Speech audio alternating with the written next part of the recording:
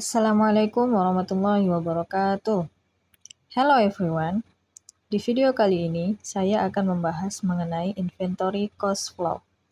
Nah, inventory cost flow pada dasarnya adalah metode untuk menghitung berapa nilai inventory yang terjual jika harga beli inventory yang kita miliki berbeda-beda. Inventory atau persediaan merupakan hal yang penting dalam operasional suatu bisnis, baik itu perusahaan dagang maupun perusahaan manufaktur. Ada 3 metode umum yang digunakan untuk menghitung persediaan. Yang pertama, yaitu metode FIFO atau first in, first out. Lalu yang kedua, metode LIFO atau last in, first out. Dan yang ketiga adalah metode average atau metode rata-rata. Sekarang kita masuk ke contoh. Misalnya, di suatu perusahaan ada 6 kotak inventory yang masing-masing isinya 100 unit. Jadi, total barang yang tersedia adalah 600 unit. Masing-masing kotak memiliki harga beli yang berbeda karena dibeli pada waktu yang berbeda pula. Kotak nomor 1 adalah persediaan yang dibeli paling awal, sedangkan kotak nomor 6 adalah persediaan yang paling baru dibeli. Sekarang kita masuk ke pencatatan dengan menggunakan metode LIFO atau first in, first out. Yang artinya barang yang pertama kali masuk adalah barang yang akan dijual duluan. Kita asumsikan barang yang terjual adalah sebanyak 400 unit. Karena dengan menggunakan metode FIFO, maka persediaan nomor 1, 2, 3, dan 4 adalah persediaan yang akan dijual duluan. Selanjutnya, kita cari nilai persediaan yang terjual dengan mengalihkan jumlah unit dengan harga per unit. Setelah mendapat harga beli dari masing-masing kotak persediaan, selanjutnya kita jumlahkan.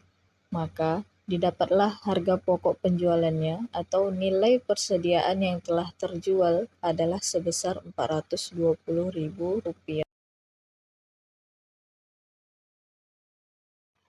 Karena tidak semua persediaan habis terjual, kita juga harus menghitung nilai persediaan yang tersisa.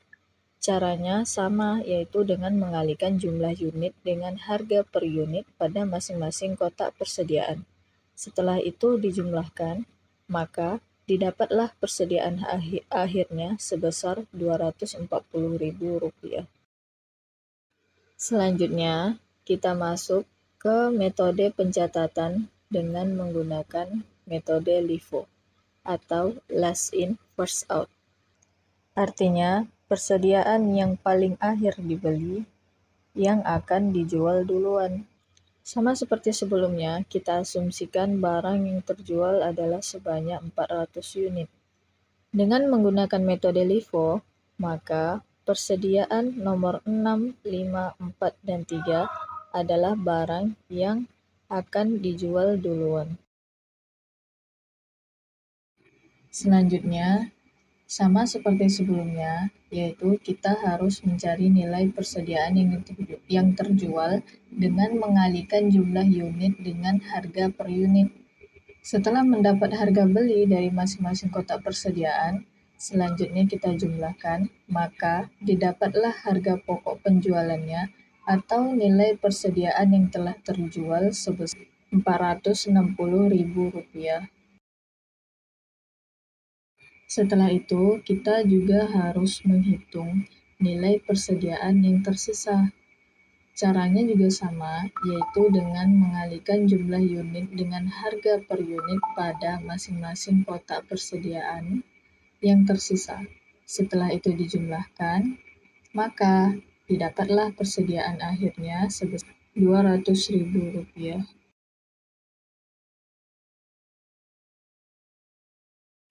Metode yang ketiga yaitu average atau metode rata-rata. Metode rata-rata mengasumsikan bahwa perusahaan selalu menghitung harga beli rata-rata inventory untuk menentukan nilai inventory perusahaan. Jika perusahaan memiliki inventory dengan harga beli yang berbeda-beda, maka nilai inventory yang dicatat adalah harga beli dalam rata-rata. Untuk mencari harga rata-ratanya, yaitu dengan menggunakan cara total persediaan barang dibagi dengan jumlah unit per barang. Di sini kita mempunyai 200 unit persediaan dikalikan Rp1.000, terus ada 300 unit persediaan dikalikan Rp1.100, dan yang terakhir 100 unit dikalikan Rp1.300. Setelah itu dijumlahkan, baru hasilnya dibagikan dengan jumlah unit barang, yaitu 600 unit. Maka didapatlah harga rata-rata per unit adalah sebesar Rp1.100. Karena kita asumsikan barang yang terjual adalah sebanyak 400 unit, maka untuk mencari harga pokok penjualannya, yaitu 400 unit dikali dengan Rp1.100, maka didapatlah harga pokok penjualannya atau nilai persediaan yang telah terjual adalah sebesar Rp440.000. Dan untuk mencari persediaan akhir, yaitu sisa persediaannya yang sebanyak 200 unit dikalikan dengan Rp1.100. Maka didapatlah nilai persediaan akhir yang tersisa adalah senilai 220. Nah, itulah 3 metode umum yang digunakan untuk mencatat nilai persediaan atau inventory. Sudah tahu kan apa perbedaannya?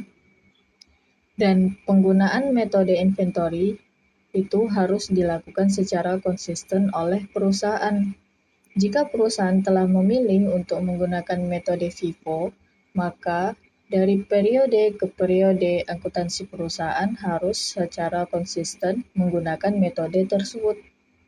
Perusahaan boleh mengganti metode dengan alasan yang dijelaskan pada catatan laporan keuangan, namun tidak boleh terlalu sering mengganti penggunaan metode, karena hal tersebut dapat mempengaruhi hasil audit laporan keuangan yang dilakukan oleh auditor eksternal. Sekian dari saya, semoga bermanfaat. Thank you for watching and see you in the next video. Assalamualaikum warahmatullahi wabarakatuh.